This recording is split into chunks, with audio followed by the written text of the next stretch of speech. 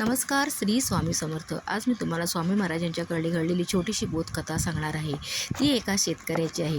विठोबा नावाचा एक शेतकरी होता. तो खूप साधा भोळा आणि गरीब होता. त्याच्याकडे थोडीशी जमीन होती, 2 बैल आणि त्याचं छोटंसं कुटुंब. त्या कुटुंबात त्याची 2 मुलं, बायको एवढंच त्याचं काय ते विश्व.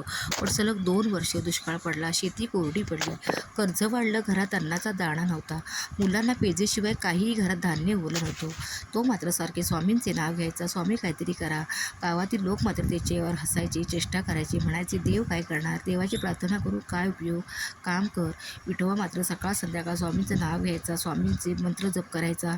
माझे स्वामी माझी परीक्षा घेत आहे असे तो सारखे म्हणत असे. आणि अचानक एके दिवशी तो इतका निराश झाला की त्याने अक्कलकोटचा रस्ता धरला.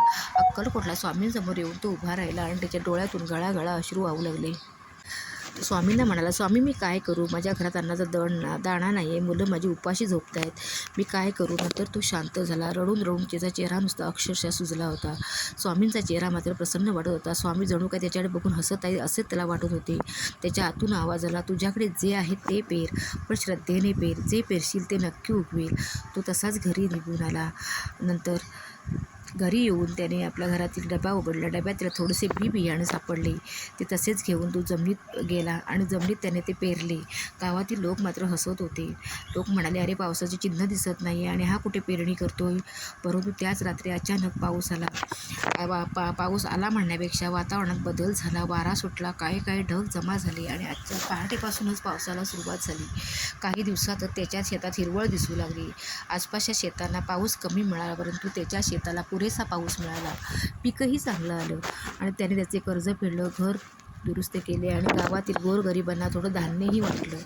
तो नंतर स्वामी महाराजांच्या पुढे नतमस्तक झाला आणि स्वामी महाराजांना म्हणाला, स्वामी महाराज तुम्ही माझ्यावर कृपा केलीत, त्याच्यामुळे मी याच्यातून बाहेर पडलो. परंतु ही त्याची स्वामीवर असलेली भक्ती, निस्सीम प्रेम आणि निष्ठाच म्हणावी लागेल जी फळाला आली, त्यातून तू सहजपणे बाहेर पडला. म्हणूनच कधीही स्वामी महाराजांवर अविश्वास दाखवू नका. श्रद्धा ठेवा, संयम ठेवा. त्यांची भलेही कधीही संकट लहान असो किंवा मोठे असो, आपला आत्मविश्वास कधीही ढळू देऊ नका.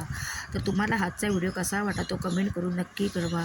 तर पुन्हा भेटूया अशाच एखाद्या छानशा व्हिडिओसोबत. तुम्ही माझ्या चॅनलला अजूनही सबस्क्राईब केलं नसेल तर नक्की करा, जेणेकरून येणारे पुढचे व्हिडिओ तुम्हाला सर्वप्रथम पाहता येतील.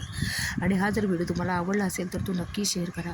व्हिडिओ पाहिल्याबद्दल धन्यवाद. श्री स्वामी समर्थ. जय जय श्री स्वामी समर्थ.